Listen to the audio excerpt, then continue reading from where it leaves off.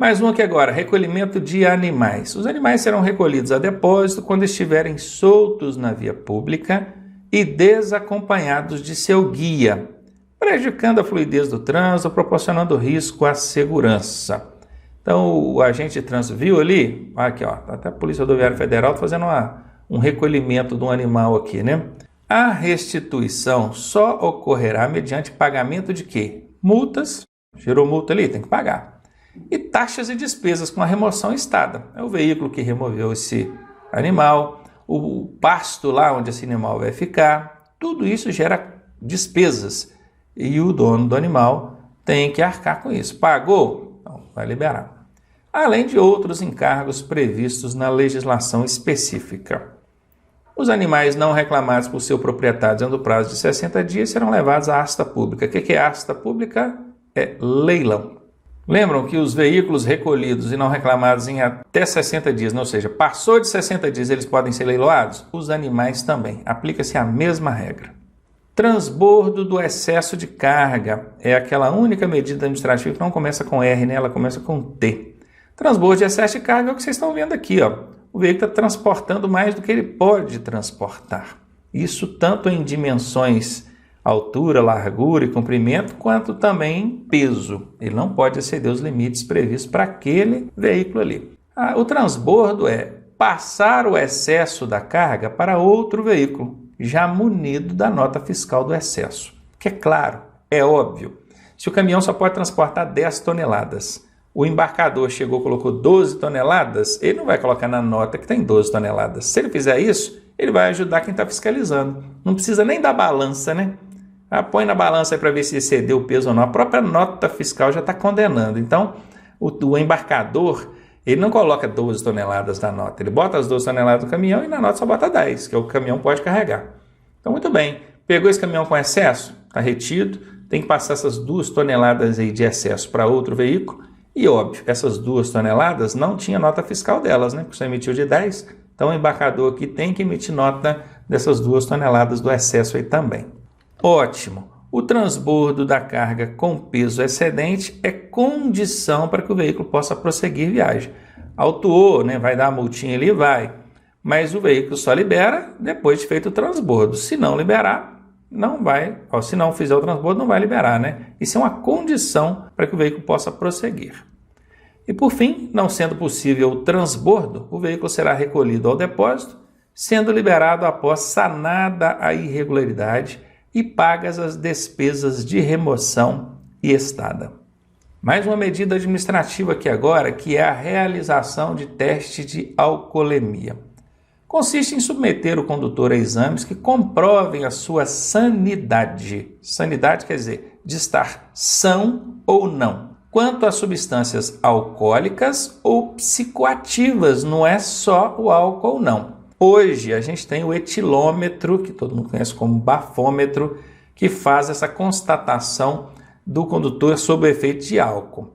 Mas já está em teste, ainda não homologado, em breve será, da utilização também do drogômetro. Aí o sujeito fumou um baseadinho ali, cheirou um pozinho, usou um rebite. O rebite também é uma droga entorpecente, usada por caminhoneiros, motoristas profissionais que querem trabalhar por longas jornadas, toma para evitar de dormir, né?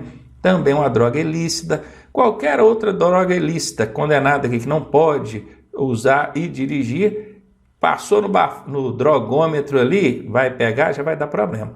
Hoje a gente, por enquanto, tem só o etilômetro. Em breve teremos aí também o drogômetro. Talvez quando você já estiver assistindo esse vídeo, já tenha regularizado. Não sei quando é, né? Estou gravando aqui agora, você pode assistir esse vídeo daqui a anos, quem sabe.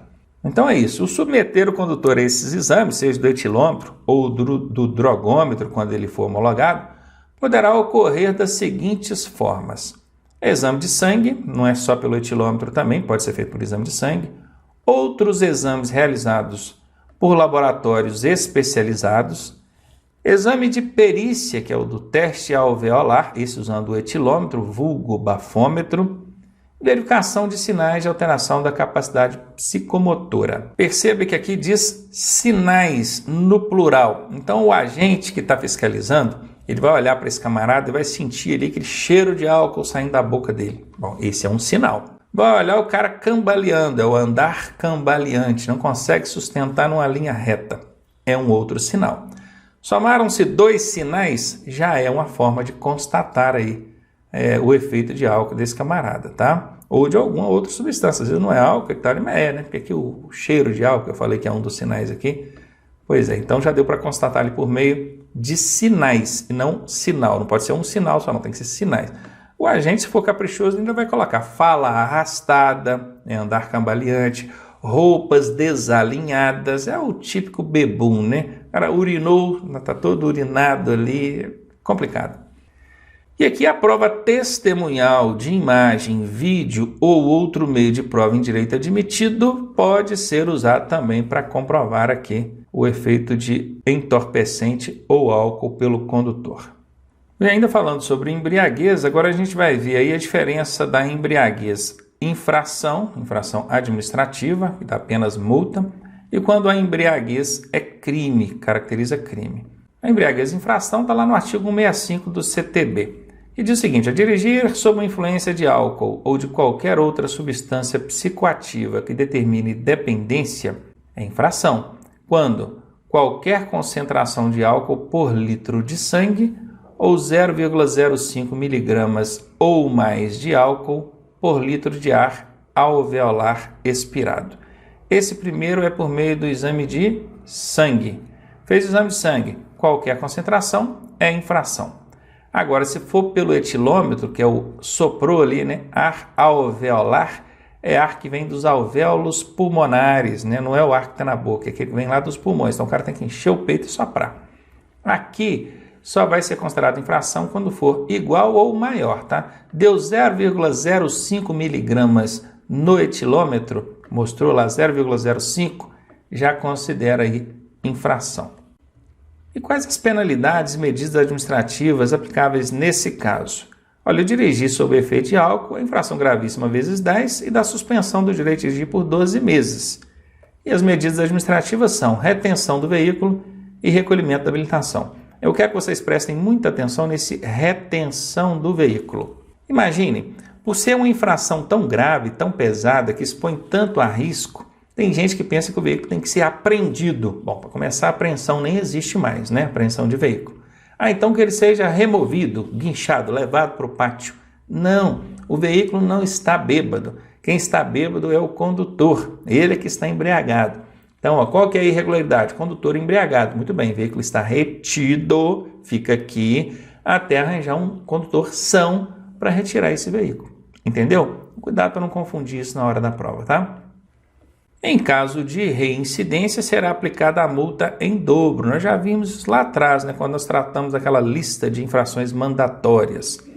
E a recusa ao teste do etilômetro sujeita o infrator ao estabelecido no artigo 165A. O que é o artigo 165A? É uma infração gravíssima vezes 10, com as mesmas punições que essas aplicadas aqui por quem estava dirigindo embriagado. Então hoje não adianta querer fugir. Não vou soprar o etilômetro, não. Vai ter uma multa gravíssima vezes 10 do mesmo jeito. Então aqui nós trabalhamos com índices que caracterizam a infração. Presta atenção, hein? For por litro de sangue, qualquer concentração de álcool. Se for pelo ar soprado no etilômetro ali, aí é 0,05 miligramas. Agora nós vamos falar da embriaguez. Crime, viram aqui? Crime. O artigo já é outro. O artigo agora é o 306 do Código de Trânsito. Não é o 165. O 165 é o da embriaguez infração, infração administrativa. Aqui é crime. 306, está lá no capítulo dos crimes de trânsito. E aqui a coisa engrossa, né? Já tem até um parzinho de algemas aqui, junto aqui com a situação, ilustrando bem aqui. O crime de embriaguez será caracterizado por qualquer um dos procedimentos abaixo. Observe que procedimentos são esses. Exame de sangue com 6 ou mais decigramas de álcool por litro de sangue. Então vejam bem, o exame foi feito por meio de sangue Então é 6 decigramas. Com 6 já é crime, tá? Aqui fala 6 ou mais. Agora, se for pelo teste do etilômetro, que é o ar alveolar, aí é 0,34 ou mais miligramas, aí já não é decigramas, é miligramas de álcool por litro de ar alveolar expirado. Vocês já aprenderam que ar alveolar é o ar que sai dos alvéolos pulmonares, aqueles que vêm lá de dentro dos pulmões.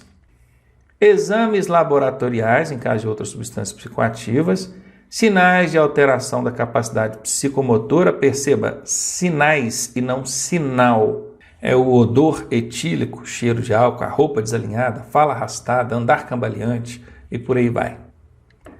E a pena aqui, meus amigos, é detenção de 6 meses a 3 anos. É chilindró mesmo. Eu imagino que vocês não tenham conseguido guardar aqueles índices para que sejam considerados infração administrativa e esses índices aqui para que seja considerada crime. Então, para facilitar, eu coloquei tudo numa tabela facilitando a sua vida. Olha aqui comigo, ó. Aqui está. Então, quando o exame for por etilômetro, que é o ar alveolar, está nessa linha aqui. Quando for por sangue, exame de sangue, aí é o exame clínico, está nessa linha aqui, beleza? Quando for infração, está nessa coluna. Quando for crime, está nessa coluna. Muito bem, vamos falar aqui do etilômetro. Soprou lá, deu 0,05 miligramas, é infração. Se der 0,04, não é infração, por quê? Porque tem uma margem de erro aqui, até apareceu aqui embaixo, deve-se descontar a margem de erro do equipamento. Né? A margem de erro do equipamento é 0,04. Pega esse 0,05 e tira a margem de erro, que é 0,04. Vai dar quanto, hein? Vamos fazer a conta aqui para vocês. Ó. Vou até colocar aqui de baixo. Ó, quanto que dá? Dá 0,01. Essa medição aqui é a que a gente considera como medição registrada ou exibida, né? Exibida. O cara soprou, sopra aí. Beleza. Aí mostrou lá 0,05. Essa é a registrada, exibida. Tem que dar o desconto em cima daquilo ali. Qual que é o desconto? 0,04. Ronaldo, tira aí desse 0,05 essa margem de erro e vê quanto que deu. Aí a continha que a gente está fazendo aqui. Esse valor aqui de baixo, né, aqui nós temos a registrada, a medição registrada. Aqui nós temos a margem de erro, e aqui nós temos a medição considerada. Essa aqui que vai ser a considerada. Observem que deu 0,01, ou seja, o mínimo possível já é infração. Por quê? Porque chama lei seca, né? Senão não seria lei seca. Agora imagina que esse cara soprou e ao invés de 0,05 tenha dado 0,04. Quando você tirar a margem de erro vai ficar 0,00. Aí não é infração, tá bom? Então tá aqui 0,05, isso antes de descontar a margem de erro, é infração de trânsito no etilômetro. Agora, se der no exame de sangue 0,1 decigramas, já é infração. Ou seja, não tem tolerância, não tem margem de erro, não tem nada. Aqui está até dizendo, ó, não, no exame de sangue não há margem de erro a descontar. Então, infração alveolar, 0,05, descontou a margem de erro, dá 0,01. Exame de sangue deu 0,1, não tem margem de erro a descontar, já é infração. Agora, para ser crime, no etilômetro tem que dar isso aqui, 0,34. Lembrem-se da margem de erro, tá? Se tem o asterisco, é porque tem margem de erro para descontar. E se for por exame de sangue, aí é 6 decigramas. Bom, aqui está a tabelinha bacaninha, mostrada para vocês. Parem uns 10 minutinhos na frente dessa tabela, olha bem para tudo aqui. Tente memorizar, decorar esses índices aqui, lembrando da margem de erro, que só se aplica ao etilômetro, no exame de sangue não tem margem de erro. Lembre-se disso que eu falei, esses valores que estão exibidos aqui e aqui são os valores registrados, não são os valores considerados. Para serem considerados, tem que tirar aqui a margem de erro. Enfim, tá aí bacaninha, eu acredito que tem ajudado bastante vocês aí. Vamos ver sobre os crimes de trânsito agora. Não são só infrações, não. Crime, tá? Aproveitar que a gente acabou de ver sobre o embriaguez infração e o embriaguez crime, vamos ver então quais são os casos que caracterizam aí crime de trânsito. Causar morte resultante de corrida, disputa ou competição não autorizada. Reclusão, esse REC aqui é de reclusão, de 5 a 10 anos. Reclusão, submete o condenado à pena em regime fechado, aberto ou semi-aberto. E aqui, quando tiver o asterisco, é porque refere-se à prática de crime do tipo culposo.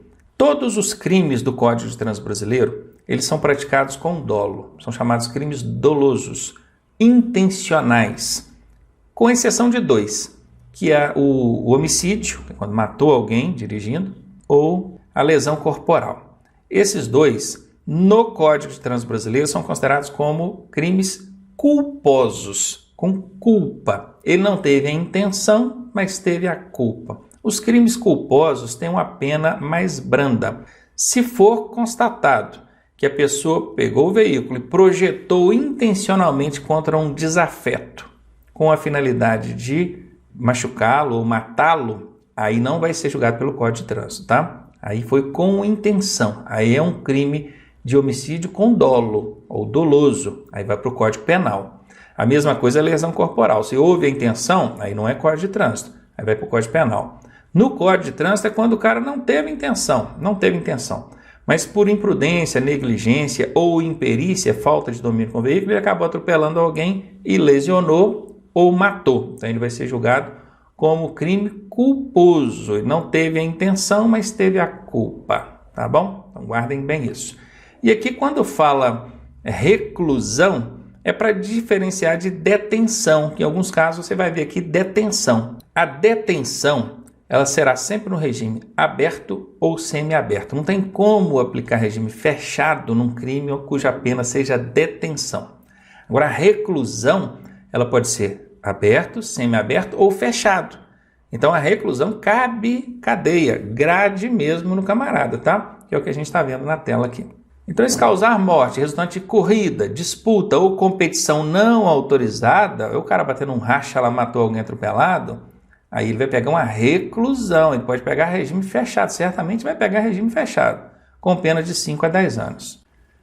Agora, se ele praticar esse homicídio, estando o condutor sob efeito de álcool ou psicoativos, que já é um outro caso, não é corrida, disputa nem competição, ele estava sob efeito de álcool, ou então substância psicoativa, estava drogadão, reclusão também, 5 a 8 anos de chilindró nele.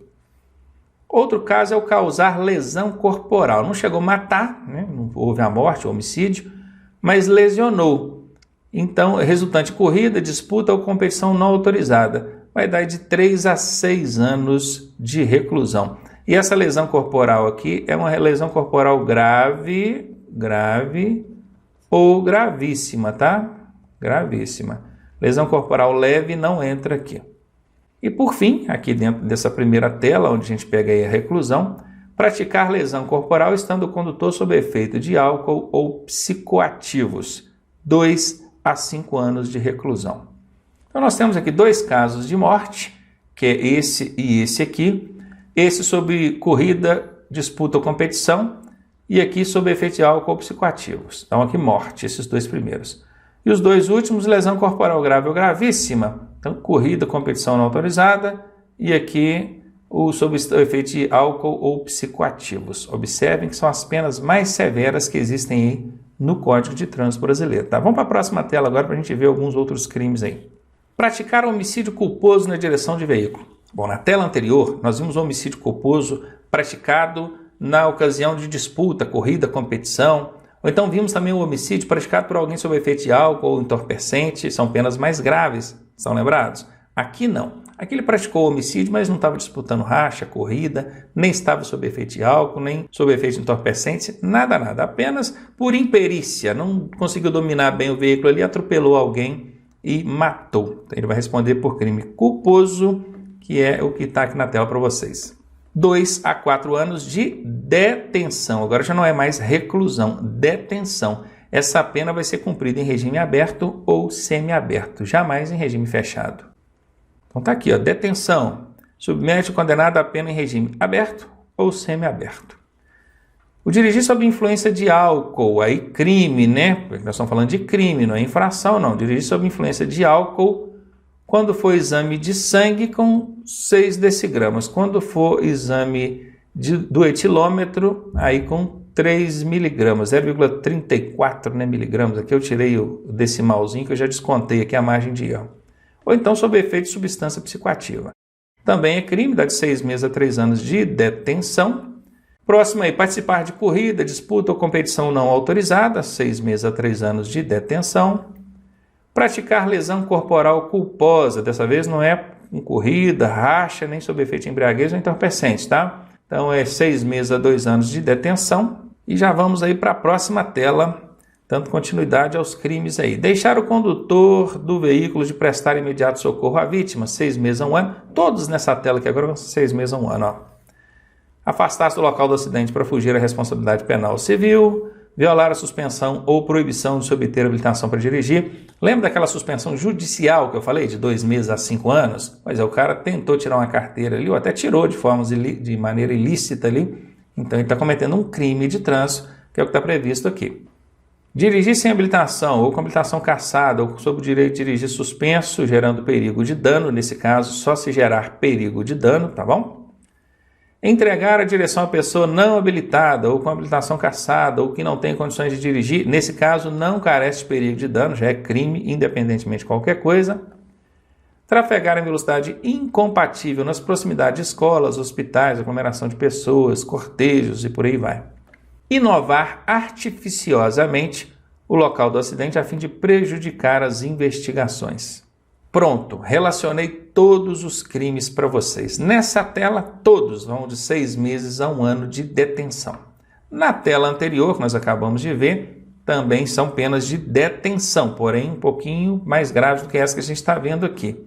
E naquela primeira tela, onde está em vermelho, aí são penas de reclusão, o cara pode pegar um chilindró fechado mesmo, e com penas mais severas. Então eu sugiro a você que não são tantos os crimes assim, que volte essas telas aí e tente memorizar, tá? Pelo menos esses aqui, por exemplo, né? 6 meses ao ano, porque lá na prova eles vão dar um tipo de crime e vão perguntar qual que é a pena. Aí 6 meses a 1 ano é a maioria deles, que é o que vocês estão vendo aqui.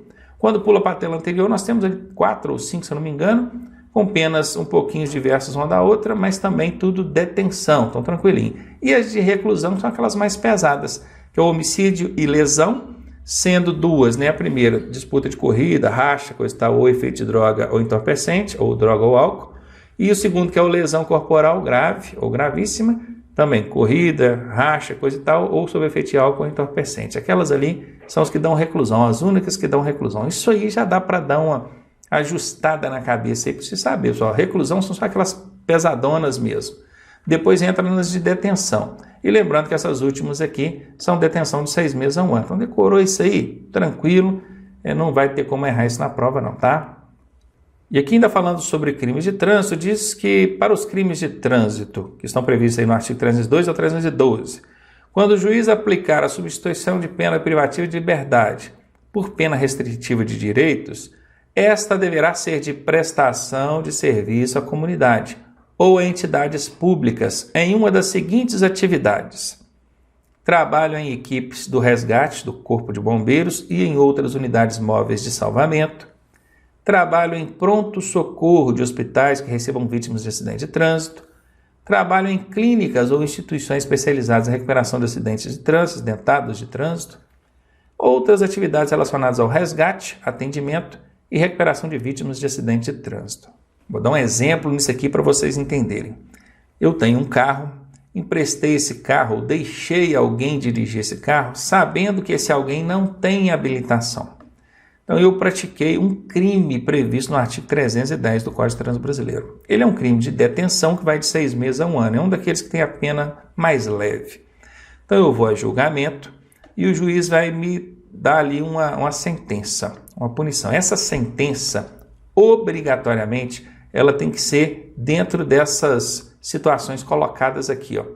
Por quê? Porque é um crime, né, quando que ele vai ter que me colocar aqui, porque é um crime de menor potencial ofensivo, então não carece dele me colocar ali uma pena restritiva de liberdade, ou tipo, um semi-aberto ou um fechado, não.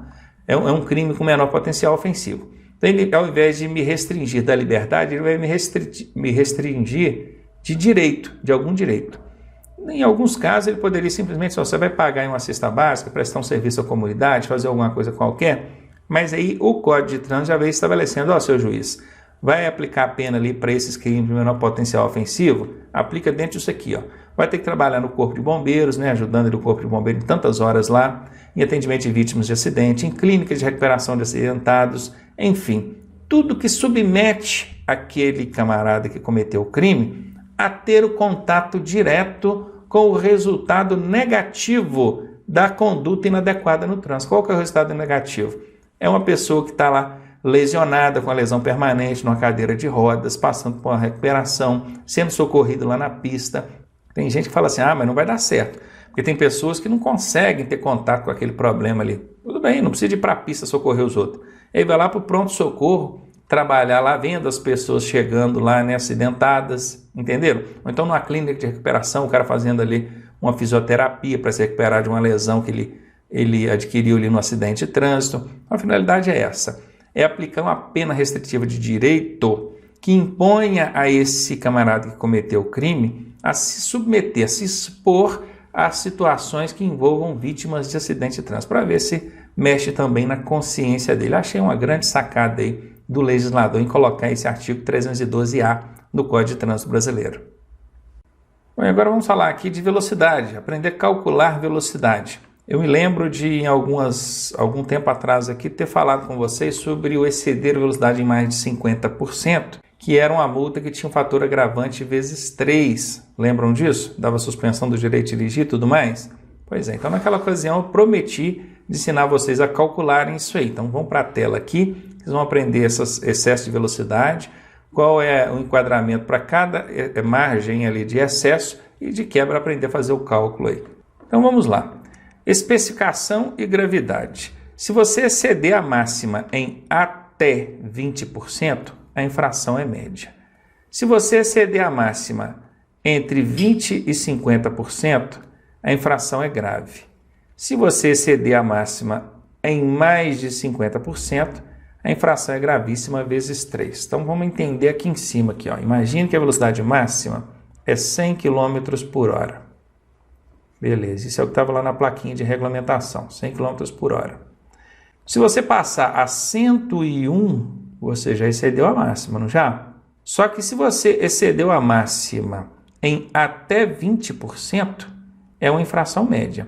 O que é 20% de 100? Então é isso que a gente vai aprender. A gente vai aprender a calcular. Eu vou falar aqui, depois a gente calcula para vocês aprenderem. 20% de 100 é 120, né? Somar o 20% com 100 dá 120. Então, se eu for de 101 até 120, eu estou dentro dos 20%. Isso aqui é os 20%. É a infração média. Se eu passar de 120, se eu tiver a 121, aí vai ser grave.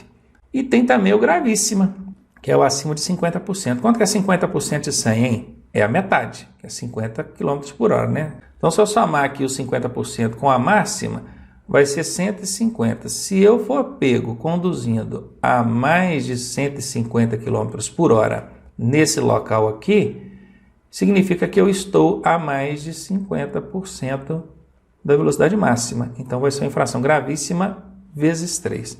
Vamos aprender a calcular, então. Vamos lá. Vamos dar um exemplo de velocidade aqui de 80 por hora. Lá na plaquinha estava 80 km por hora. Bacana.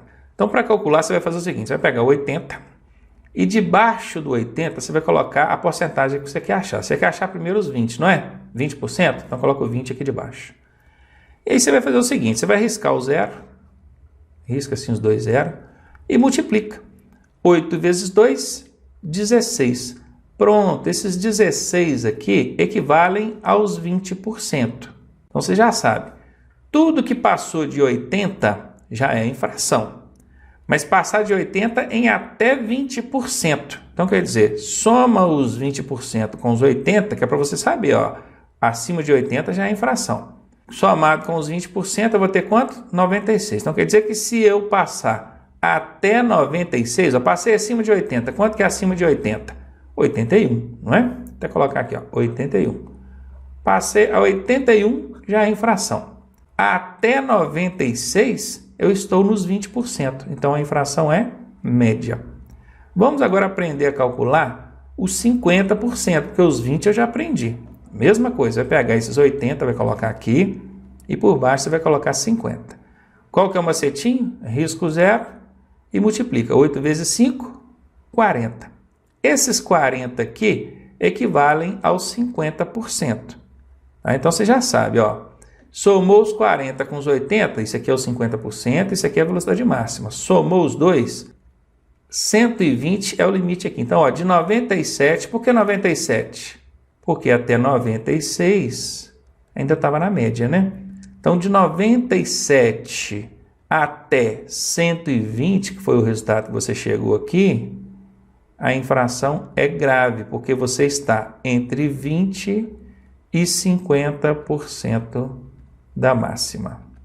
E óbvio que se você estiver acima de 120, quer dizer, ó, acima de 120, você está cometendo uma infração gravíssima, que você está acima dos 50%. Então, é gravíssima vezes 3, com suspensão do direito de dirigir. As velocidades máximas expressas na sinalização, elas vão vir sempre com múltiplos de 10. Não tem número quebrado. Vão ser sempre múltiplo de 10. Ou é 10 por hora, é 20 por hora, é 30 por hora, 40 por hora, 100 por hora, 120 por hora. É sempre múltiplos de 10. Isso facilita a continha, do jeito que eu ensinei no macete para vocês. Aqui eu ensinei a fazer com 80 por hora. Vamos fazer com a outra velocidade, que vamos fazer com 90 agora.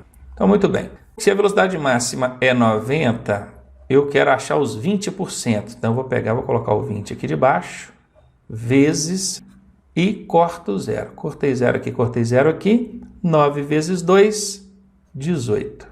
Muito bem, agora eu vou somar com a velocidade máxima, que é 90, não é isso mesmo? Não é a soma aqui, ó, olha aqui, ó, somar, 18 com 90, 108. Muito bem.